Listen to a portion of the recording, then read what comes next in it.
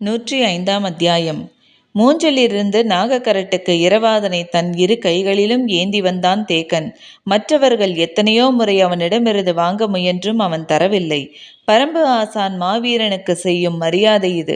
சமதள வேந்தர்கள் படையோடு ஒப்பிட்டால் ஒவ்வொரு பரம்பு வீரனும் மாவீரனே. ஆனால் ஒரு பரம்பு வீரனை மற்ற பரம்பு வீரர்களோடு ஒப்பிட்டால் மாவீரர்கள் என வெகு சிலரே இருப்பர். இரவாதன் அப்படி ஒரு மாவீரன் என்று எல்லோருக்கும் தெரியும். ஆனால் தட்டியங்காட்டு போரின் தொடக்கத்திலிருந்து அவன் நடத்திய ஒவ்வொரு தாக்குதலிலும் இணை சொல்ல முடியாதது. முன் திட்டப்படி இன்றைய போரில் மூஞ்சலின் வெளிப்புற அரணை முழுமுற்றாக அழித்தொழிக்கும் பொறுப்பு முடியனுக்கும் விண்டனுக்கும் உரியது. ஆனால் அவர்களால் மூஞ்சலுக்கு அருகில் போகவே முடியவில்லை. அதே வேளையில் தனக்கான பொறுப்பின்படி கடைசி 10 நாழிகை இருக்கும் போது எதிரிகளால் வெளிப்புற அரணை உடைத்து கொண்டு உள்நுழையவே முடியாது என கருதப்பட்ட மூஞ்சலை தனது குதிரையின் வேகத்தை குறைக்காமலே உடைத்து கொண்டு உள்நுழைந்தான் இரவாதன். அகப்படையையும் பொய்க்கூடாரங்களில் நூற்றுக்கணக்கான இருந்த கவசப்படையையும் முற்றிலுமாக அழித்தொழித்தான். இந்நிலையில்தான் புதியவிற்பன், உதியஞ்சேரல், சோழவேழன் ஆகிய மூவரும் தங்களின் சிறப்பு படைகளோடு மூஞ்சலுக்குள் நுழைந்தனர். நன்கு திட்டமிட்டிருந்ததால் கருணியும் பிடரிமானும் இரு பக்கங்களிலும் இணையற்ற தாக்குதலை நடத்த 3ஆம் நிலையை கடந்து நீலனின் கூடாரம் நோக்கி முன்னேறினான் இரவாதன். அவனது வேகத்தையும் தாக்குதலையும் யாராலும் எதிர்கொள்ள முடியவில்லை.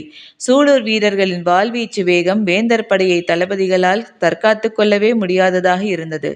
நிலைமை முற்றிலும் கைமீறி விட்டதை உணர்ந்த நிலையில்தான் பேரரசர் குலசேகர பாண்டியனின் தனித்த பாதுகாப்புக்கான சிறப்பு படையை வரவழைத்தான் புதியவிற்பன். தட்டியங்காட்டில் கடுமையாக மோதிக்கொண்டிருந்த இருதரப்பு தளபதிகளும் போர் முடிவுற்றதற்கான முரசின் ஓசையை கேட்டதும் மூஞ்சலை நோக்கி விரைந்தனர். ஒவ்வொருவருக்குள்ளும் ஒவ்வொரு வகையான பதற்றம் இருந்தது. மையூர் கிழார் தான் தலைமை தளபதியாக பொறுப்பேற்ற முதல் நாளிலேயே மூஞ்சல் தாக்கப்பட்டு விட்டதே என்ற பதற்றத்தில் விரைந்தார். இறுதியில் அபாயத்தை உணர்ந்தும் ஒலி எழுப்பப்பட்டதால் மூஞ்சல் கடுமையாக தாக்கப்பட்டிருக்கும் என்பதை கருங்கைவாணன் உணர்ந்தான். மூஞ்சலின் வலிமை மிகுந்த அமைப்பு வெளிப்புற முரடன்தான்.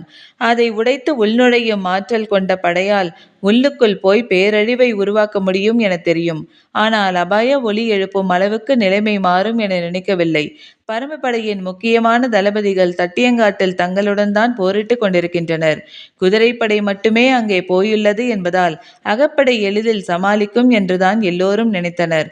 ஆனால் நிலைமை ஏன் கைமீறி போனது என்பது வெளியில் இருக்கும் யாருக்கும் புரியவில்லை. முரசின் ஓசை கேட்டதும் முடியன்தான் முதலில் பாய்ந்து போனான். கடைசி நாழிகையில் மூஞ்சலிலிருந்து இரவாதனின் படை பின்வாங்கிவிட்டது. இடைநிலையில் நின்றுதான் அவன் போரிட்டு கொண்டிருப்பான் என நினைத்தான் முடியன். ஆனால் இரவாதன் மூஞ்சலுக்குள் போய்விட்டான் என தேக்கன் கணித்திருந்தான். எனவே அவனது சிந்தனை முழுவதும் மூஞ்சலை நோக்கியே இருந்தது. எல்லோரும் மூஞ்சலின் அருகில் வந்து நின்றபோதுதான் மூஞ்சல் என்னவாக இருக்கிறது என்பதை பார்க்க முடிந்தது. அகப்படை, கவசப்படை, வேந்தர்களின் சிறப்பு படை, பேரரசரின் தனிப்படை அனைத்தையும் கொன்று குவித்த சூலூர் வீரர்களின் ஆடுகளம் எப்படி இருந்தது என்பதை பார்த்த கணம் மையூர் கிழாருக்கும் கருங்கைவாணனுக்கும் குருதியோட்டம் நின்றது. பிணக்குவியல்கள் கணக்கில்லாமல் இருந்தன. குருதி பொங்க மேலெழும் கதறல் பெருகி தட்டியங்காடு முழுவதும் எதிரொலித்தது. சில இடங்களில் யானை உயரத்துக்கு கிடந்தன கொன்றழிக்கப்பட்ட வீரர்களின் உடல்கள். பரம்பு வீரர்களின் குதிரைகள் கணக்கில்லாம கொன்றழிக்கப்பட்டுள்ளன. தட்டியங்காடெங்கும் முழுநாள் போரிலும் கொல்லப்பட்டவர்களை மொத்தமாக குவித்ததைப் போல இருந்தது. அந்த தாக்குதலில் இரவாதனுடன் சென்ற சூலூர் வீரர்கள் யாரும் மிஞ்சவில்லை. ஆனால் ஒவ்வொருவனும் எண்ணற்றோரை வீழ்த்திய பிறகே விழுந்தான். பொய்க்கூடாரங்களை பிடரிமான் தலைமையிலான வீரர்கள் முழுமுற்றாக அழித்து முடிக்கும் போது தனது கவசப்படையோடு உள்நுழைந்து தாக்கினான் சோழவேழன். இடைவெளியோடு தொலைவில் நின்று போரிடுவதற்கும் நெருங்கி நின்று போரிடுவதற்கும் நிறைய வேறுபாடு உண்டு. மூவேந்தர்களும் அவரவரின் சிறப்பு படையோடு உள்நுழைந்தனர். அப்போது வரை மூஞ்சலின் வெளிப்புற அரண் வீரர்களால் முழுமையாக பாதுகாக்கப்பட்டிருந்தது. மூவேந்தர்களின் சிறப்பு படை முழுமையாக உள்ளே வந்ததும் ஏறக்குறைய குவியலாக நின்று போரிடும் சூழல் உருவானது. ஒருவருக்கொருவர் வாளையும் ஈட்டியையும் இன்னப்புற ஆயுதங்களையும் முழுமாக சுற்றி வீசவும் வாங்கவும் தாக்கவும் இடைவெளியில்லாமல் நிலை இருந்தது. தனக்கு முன்னால் நிற்கும் வீரனோடு போரிட்டு கொண்டிருந்தால் முதுகுபுறத்தில் நிற்பவன் நமது படையை சேர்ந்தவனா அல்லது எதிரி படை வீரனா என்பது தெரியவில்லை. இந்நிலையில் வேந்தர் படை பெருஞ்சிக்கலை உருவாக்கியது. ஆனால் சூலூர் படைக்கு சாதகமாக தன்மையாக ஏற்படுத்தியது. அடர்கானகத்தில் குழுவாக இயங்கினால் மட்டுமே வாழவும் தப்பிக்கவுமாக முடியும். எனவே தன்னுடன் வருகிறவன் யார் என்பதை திரும்பி பார்க்காமலேயே அறிந்து கொள்ள எண்ணற்ற வழிமுறைகளை பரம்பு மக்கள் அறிந்தவர்கள். அவர்களால் அடர் இருட்டில் கூட குழுவாக செயல்பட்டு தாக்குதலை முன்னெடுக்க முடியும். 3 வேந்தர்களின் சிறப்பு படைகள் 3 சேனை வரையர்களின் கீழ் 36 சேனை முதலிகளால் தலைமை தாங்கப்படுவதாக இருந்தது. அவர்களுடைய உத்தரவின் கீழ் 5000க்கும் மேற்பட்ட வீரர்கள் தாக்குதலில் இறங்கினர். விரிந்து உள்வாங்கும் குந்தமும் பனங்கருக்கும் போல உடலெங்கும் எண்ணிலடங்காத கூரிய முட்களையுடைய கழுமல் சாட்டையை சூலூர் வீரர்கள் தனித்த ஆயுதங்கள். வேந்தர் படை வீரர்கள் எண்ணற்றோர் உள்ளே வந்தது சூலூர் வீரர்களுக்கு நல்ல வாய்ப்பாக அமைந்தது. தங்களின் ஒலிக்குறிப்புகள் மூலம் கன நேரத்துக்குள் செய்திகளை பரிமாறிக்கொண்டனர். 3 வேந்தர்களின் 3 வகையான சிறப்பு படைகளையும் முழுமையாக உள்வாங்கும் வரை வாளால் தாக்கமும் நடத்தினர். நிலைமையை கணித்து கூவல்குடி வீரன் ஓசையிட்டதும் கருணியின் தலைமையிலான படைவீரர்கள் தங்களின் இடுப்பு பகுதியில் மெய்யுறை சாட்டை குமியல் சுற்றி வைத்திருந்தன. கழுகுமல் சாட்டையை சுழற்றித் தொடங்கின.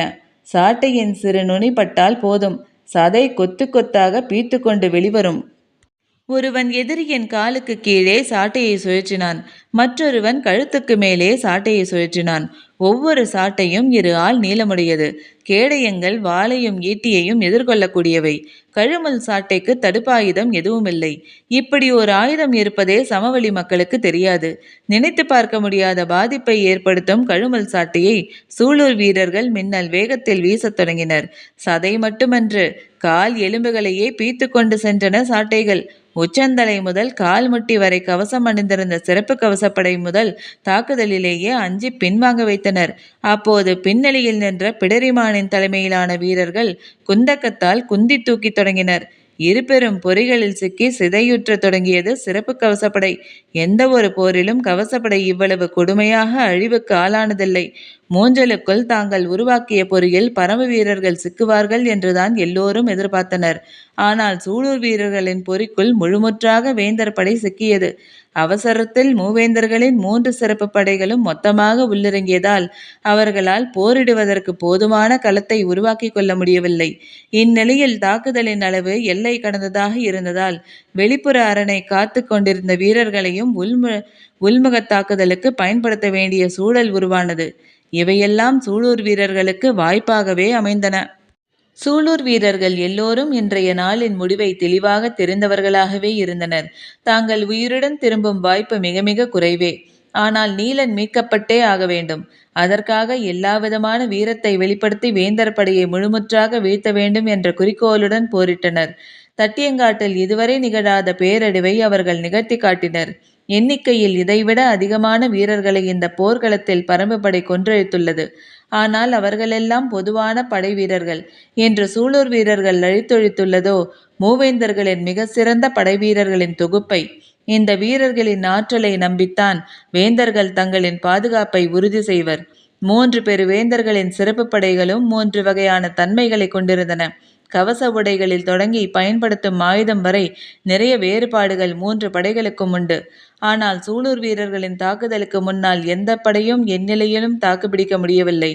5000க்கும் அதிகமானோரை கொண்ட கவசப்படையை சூலூர் படையின் சில 100 வீரர்கள் முழுமுற்றாக அழித்தொழித்தனர். இந்த தாக்குதலுக்கு நிகரான தாக்குதலை இதுவரை யாரும் கேள்விப்பட்டது கூட இல்லை.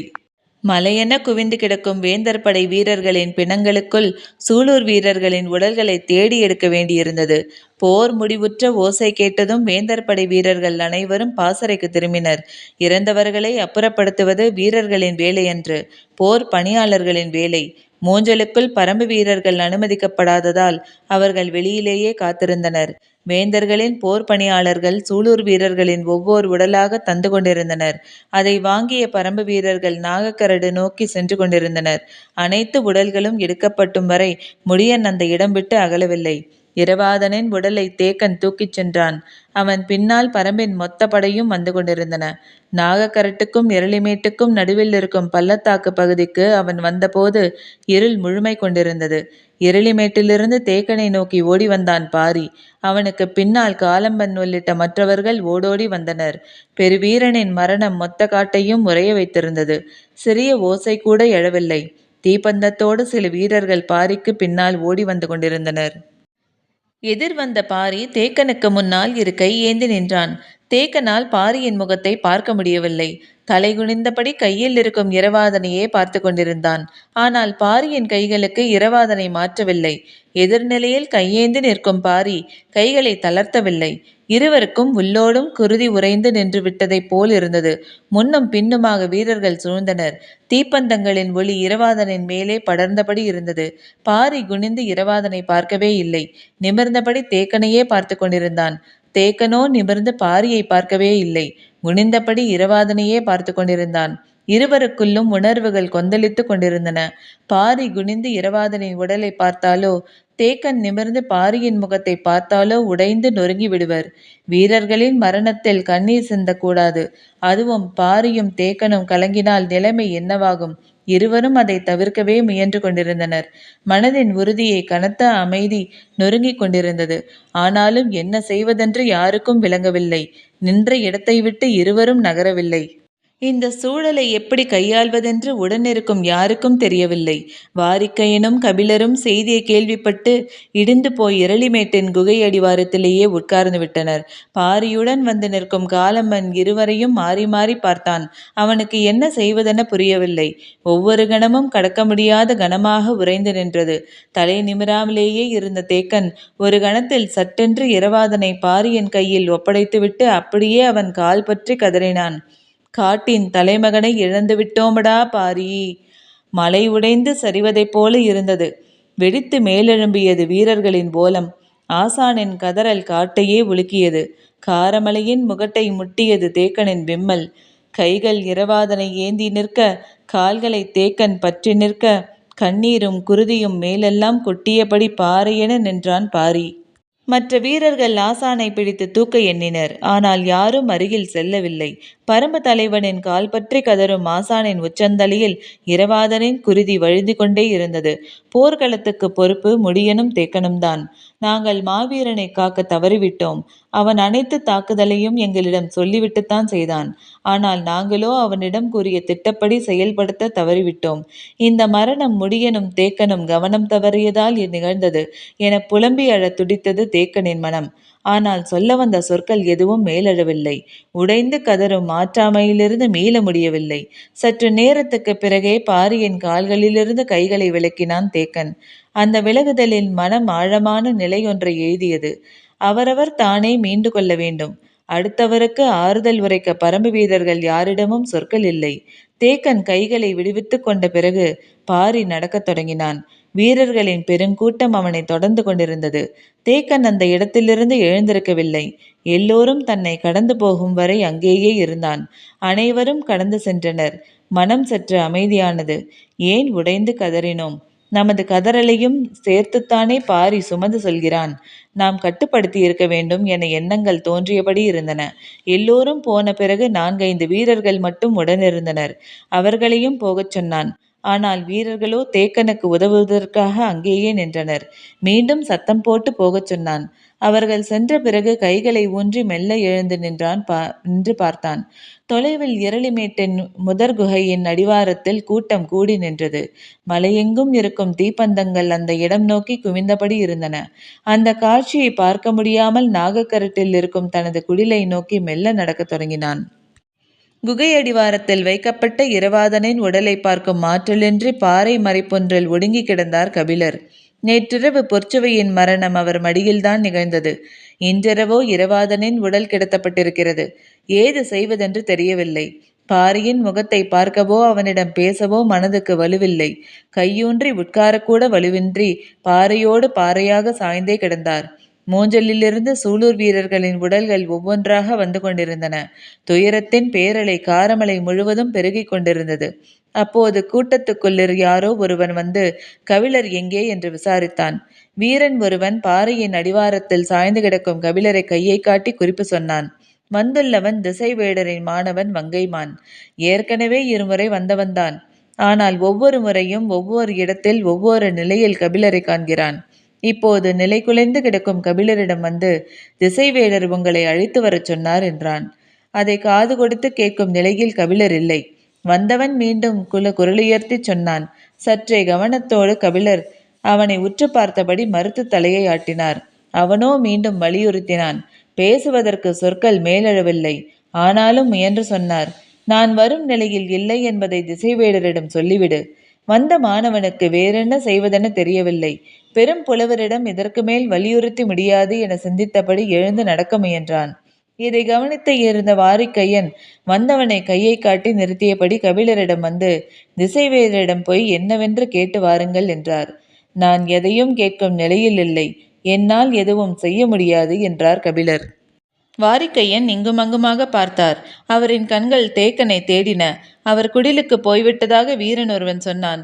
கபிலரை நான் தான் சமாதானப்படுத்தி அனுப்ப வேண்டும் என நினைத்து கொண்டு மீண்டும் கபிலரிடம் வந்தார். அவரோ வாரிக்கையன் சொல்வதை கேட்கும் நிலையில் இல்லை. ஆனாலும் வாரிக்கையன் விடவில்லை. நீங்கள்தான் பரம்பின் கோல் சொல்லி எதிரி படையின் கோல் சொல்லி அழைக்கும் போது போகவில்லை என்றால் நமது தரப்பு கருத்து கேட்கப்படாமலேயே போய்விடும் ஆபத்துள்ளது. எனவே துயரத்தை விழுங்கு கடமையை ஆற்றுங்கள் என்றார். கபிலரோ கண்களை உருட்டி பரிதாபமாக பார்த்தார். எனது உடல் இயக்கம் செத்து கிடக்கிறது. என்னால் எழுந்திருக்கவே முடியாது. பிறகு எப்படி என்று சொல்லிய போதே கண்களில் நீர் கொட்டியது. வாரிக்கையினால் கபிலரை புரிந்து கொள்ள முடிந்தது. ஆனால் வேறு வழியேதும் இல்லை. அவர் போய்த்தான் ஆக வேண்டும் என எண்ணியபடி சொன்னார். யாராலும் இந்த துயரத்தை தாங்கிக் கொள்ள முடியாது. ஆனாலும் பொழுது விடிந்தால் நம் வீரர்கள் தட்டியங்காட்டில் போரிட்டுத்தானே ஆக வேண்டும். கபிலர் வாரிக்கையினை கவனித்தார். மனம் நொறுங்கி கிடந்தாலும் எண்ணம் கைகூடினால் எழுந்து நிற்க முடியும் என்பதை ஒவ்வொரு வீரனும் ஒவ்வொரு நாளும் சொல்லி கொண்டுதானே இருக்கிறான். உங்களால் அதை புரிந்து கொள்ள முடியவில்லையா கபிலரே? புரிகிறது. ஆனால் நான் அதற்கான ஆள் இல்லையே. என்னால் இதை தாங்கிக் கொள்ள முடியவில்லை என்று சொல்லிக் கொண்டிருக்கும் போதே காற்றில் கேட்ட கதறல் குரலோடு சேர்த்து வாய்விட்டு கதறினார் கபிலர். கைகள் இரண்டையும் கூப்பி கண்ணீர் பெருக வேண்டினார். கபிலரின் நிலை புரிகிறது. ஆனால் அப்படியே விட்டுவிட முடியாது என முடிவுக்கு வந்த வாரிக்கையன் சொன்னார். முடியனை நினைத்து பார்த்தீர்களா? சூலூர் வீரர்கள் எல்லோரின் உடலும் எடுக்கப்படும் வரை அவன் மூஞ்சல் விட்டு அகலாமல் அங்கேயே இருக்கிறான். பாரியை நினைத்து பார்த்தீர்களா? தேக்கனை காலை பிடித்து அழுத பிறகும் கலங்காமல் நிற்கிறான். அவர்களெல்லாம் இரவாதனை தங்களின் தோளில் போட்டு வளர்த்தவர்கள். வீரனின் மரணத்துக்கு கைமாறு உண்டு. அதை செய்வதுதான் அவனுக்கு நாம் செலுத்தும் மரியாதை. இப்போது நீங்கள் பாடல் புனையும் புலவன் மட்டுமல்ல, பரம்பின் கோல் சொல்லி. எழுந்து நடங்கள். இரவாதனின் குருதி மூக்கில் ஏறி உச்சந்தலையை சூடாக்கி கொண்டிருக்கிறது. எப்படி உங்களால் உட்கார்ந்து கொண்டு அழ முடிகிறது என்று குரல் உயர்த்தியவர் வந்திருந்த மாணவனை பார்த்து அவரை அழைத்து கொண்டு போ என்று ஆணையிட்டுவிட்டு திரும்பி பார்க்காமல் கூடத்துக்குள் நுழைந்து விட்டார். எங்கும் இருக்கும் வீரர்கள் வந்து மொய்த்து கொண்டிருந்தனர். குகையடிவார சரிவில் மொண்டி உள்ளே போவது மிகவும் கடினமாக இருந்தது. ஆனாலும் தடுமாறி உள்ளே நுழைந்த வாரிக்கையன் நீண்ட நேரம் கழித்து திரும்பி பார்த்தார். பாறை அடிவாரத்தில் கபிலர் இல்லை. நாகக்கரட்டியிலிருந்து தட்டியங்காட்டை நோக்கி இறங்கும்போது அடரிருள் அப்பி கிடந்தது. வீரர்கள் தீப்பந்தமேதி முன்னடந்தனர். வழக்கம் போல் போர்க்களத்தின் நடுவில் இருக்கும் பரனில்தான் திசைவேடர் நிற்பார். அங்குதான் இருமுறையும் அழைத்து வரச் சொல்லி பேசியுள்ளார். இப்போதும் அங்கிருந்துதான் அழைத்து வரச் சொல்லி இருப்பார் என்று எண்ணியபடி நடந்தார் கபிலர். ஆனால் மாணவன் வங்கைமானோ தட்டியங்காட்டின் நடுப்புறம் செல்லாமல் இடதுபுறம் சென்றான். ஏன் இந்த பக்கம் செல்கிறாய் என கேட்டார் கபிலர். அதற்கு வங்கைமான் இடதுபுறம் கடைசியாக இருக்கும் பரன் மீதுதான் திசைவேடர் நிற்கிறார். அங்குதான் அழைத்து வரச் சொன்னார் என்றான். அதற்கு மேல் கேட்கும் நிலையில் அவர் இல்லை. அவன் பின்னே நடந்து சென்றார். பரனில் அடிவாரத்துக்கு கபிலர் வந்தபோது மூவேந்தர்களும் வேந்தர் படை தளபதிகளும் நின்றிருந்தனர். திசைவேடர் பரன் மீது நின்றிருந்தார். ஏன் அனைவரையும் வரச் சொன்னார் என்பது யாருக்கும் தெரியவில்லை. வேந்தர்கள் மீண்டும் மீண்டும் கேட்டும் தளபதிகளிடம் விடையில்லை. குலசேகர பாண்டியன் உள்ளிட்ட மூவேந்தர் குடும்பத்தினரும் ஐவரும் வந்து நின்றிருந்தனர். மையூர் கிழார் கருங்கைவாணன் உள்ளிட்ட தளபதிகள் அணிவகுத்திருந்தனர். பரம்பின் தரப்பு கோல் சொல்லி வந்த பிறகே பேச முடியும் என்று திசைவேடர் சொல்லிவிட்டதால் யாரும் எதுவும் பேசாமல் அமைதி காத்திருந்தனர். கபிலர் வந்ததும் அவரை பரன் மீது ஏறி வரச் சொன்னார். கபிலருக்கு சற்றே ஐயம் உருவானது. பரம்பு வீரர்கள் ஓங்கலத்தை பயன்படுத்தி தாக்குதல் நடத்திய போது விசாரணைக்கு அழைத்திருந்தார். திசைவேடர் அப்போது பரன் விட்டு கீழேதான் அமர்ந்திருந்தார். மறுநாள் போர்க்களத்தின் தன்மையை பற்றியும் தனக்கு உண்டான மன அழுத்தத்தை பற்றியும் விவாதிக்க வரச் சொன்னார். அப்போதும் கீழேதான் இருந்தார். இந்த இரு நிகழ்வுகளின் போதும் வேந்தர்கள் யாரும் இல்லை. ஆனால் இன்று வேந்தர்கள் அனைவரும் வந்து நிற்கின்றனர். திசைவேடரோ பரன் மேலிருந்தபடி தன்னையும் ஏன் மேலேறி வரச் சொல்கிறார் என எண்ணியபடியே பரன் மீது ஏறினார் கபிலர். முன்னும் பின்னுமாக இரு மாணவர்கள் அவர் ஏறிச் செல்ல உதவி செய்தனர். பரனிர் மேல்தளத்தில் 4 மூலைகளிலும் பந்தங்கள் எரிந்து கொண்டிருந்தன. நடுவில் சிறிய இருக்கை ஒன்றில் அமர்ந்திருந்தார் திசைவேடர்.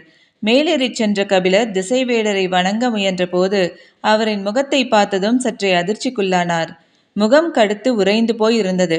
கண்கள் ஆற்றாமையால் கனன்று கொண்டிருந்தன. வந்து நிற்கும் கபிலரை ஏறிட்டு பார்த்தார் திசைவேடர். துயரத்தின் பெருவெளி கபிலரின் முகத்திலும் நிரம்பியிருந்தது. கபிலரின் வரவுக்காகவே காத்திருந்த திசைவேடர் மெல்ல எழுந்து பரனின் முன்பகுதிக்கு வந்தார். கீழே எண்ணிலடங்காத பெரும் பந்தங்கள் எரிந்து கொண்டிருக்க தேர்களின் மீது பேரரசர்கள் அமர்ந்திருந்தனர். திசைவேடர் பேச முன்வருவது அறிந்து மாணவன் ஒருவன் முரசின் ஓசையை மெல்ல எழுப்பினான். கீழே இருந்தவர்கள் மேலே பார்த்தபடி கவனம் கொண்டனர். முன்வந்து தடுப்புக்கட்டையை பிடித்தபடி திசைவேடர் கூறினார், இன்றைய போரில் நமது படை விதிகளை மீறிவிட்டது. எல்லோரும் சற்று அதிர்ச்சியானார்கள். விதியை மீறியவர் யார் என்று ஒருவருக்கொருவர் பார்த்து கொண்டனர். மையூர்கிழார் கருங்கைவாணனின் பார்வையாலேயே கேள்வியை எழுப்பினார். கருங்கைவாணனோ அப்படி யாரும் நமது தரப்பில் விதிகளை மீறவில்லை என்றான். தலைமை தளபதி என்ற முறையில் மையூர்கிழார்தான் இப்போது பேச வேண்டும். அவரோ கருங்கைவாணனின் மீது சற்றே ஐயம் கொண்டிருந்தார். அவனிடம் நன்றாக விளக்கம் கேட்டறிந்த பிறகுதான் பேசத் தொடங்கினார். நிலைமான் கோல் சொல்லியை வணங்குகிறேன். வேந்தர் படையில் யாரும் விதி மீறவில்லையே. போர் விதி மீறப்பட்டதை நானே கண்டேன். அப்படியென்றால் யார் விதி மீறினார்கள் என்பதை கூறுங்கள் திசைவேடரே என்று பணிந்து கேட்டார் மையூர்கிழார். எல்லோரும் பரன் மீது உற்று பார்த்தபடி இருந்தனர். திசைவேடர் சொன்னார், புதிய விற்பனும் சோழவேழனும். அதிர்ந்து நின்றனர் அனைவரும். திசைவேடரின் குற்றச்சாட்டு வேந்தர்களின் தரப்பிலிருந்து ஒவ்வொருவரையும் நடுங்க வைத்தது. அவரின் கூற்றுக்கு என்ன மறுமொழி உரைப்பது, யார் மறுமொழி உரைப்பது என்பது யாராலும் முடிவு செய்ய முடியவில்லை. குற்றம் சாட்டுவது எதிரிப்படை கோல் சொல்லி அல்ல, நமது படை கோல் சொல்லி. பக்கத்தில் பரம்பு படை கோல் சொல்லி கபிலர் நின்று கொண்டிருக்கிறார். எனவே இதை எந்த சொல் கொண்டு மறுப்பது? சோழவேழன் மீதான குற்றச்சாட்டை மறுக்க சோழனின் அமைச்சன் வலவன்காரி முன்வர ஆயத்தமானான். ஆனால் செங்கனச்சோழன் கண்களால் குறிப்பு கொடுத்த பிறகு சற்றே ஒதுங்கி நின்று கொண்டான். திசைவேடர் பாண்டிய பேரரசரால் நியமிக்கப்பட்டவர். எனவே அவர்களே இந்த பிரச்சனையை தீர்க்கட்டும் என நினைத்தான். குலசேகர பாண்டியனோ அதிர்ச்சியுற்ற கண்களோடு அண்ணாந்து திசைவேடரையே பார்த்து கொண்டிருந்தார். அவரது கூற்றை மறுத்து வாதாடுதல் எளிதல்ல. அமைச்சர் முசுகுந்தர் இருந்திருந்தால் கூட இந்த சிக்கலை ஓரளவு தெளிவாக கையாள்வார். ஆனால் ஆதிநந்தியை நம்பி எப்படி முன்னெடுப்பது? அமைச்சனை நிறுத்திவிட்டு தளபதிகளை பேசவிட்டால் நிலைமை மேலும் சிக்கலாகிவிடும் என்று நினைத்தபடி இருந்தார். குற்றச்சாட்டை கூறிய திசைவேடர் மறுமொழியை எதிர்பார்க்கவில்லை.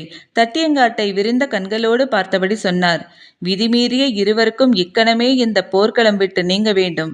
இனி வாழ்வு முழுவதும் அவர்கள் ஆயுதங்களை கைக்கொள்ளக்கூடாது. இடி விழுவது போல் இருந்தன திசைவேடரின் சொற்கள். உறைந்து நின்றனர் அனைவரும். குலசேகர பாண்டியனின் கண்கள் துடித்தன. பாண்டிய பேரரசின் தலைமை அமைச்சன் ஆதிநந்தி உரத்த குரலில் கத்திச் சொன்னான், நீங்கள் அறம் தவறி பேசுகிறீர் திசைவேடரே. இடைவெளியின்றி சட்டென சொன்னார், ஆம், நான் அறம் பிழந்தே பேசுகிறேன். அரண்மனையின் நம்பிக்கைக்கு உரிய முறையில் நடந்து கொள்வதை முற்றிலுமாக எனது ஆழ்மனம் துறந்து விடவில்லை. அதனால்தான் எனது சொற்கள் இப்படி வந்துள்ளன. இல்லையெனில் அவர்கள் இருவருக்கும் மரணத்தையே தீர்ப்பாக வழங்கியிருப்பேன். இத்துடன் அத்தியாயம் முடிவடைந்தது. நன்றி.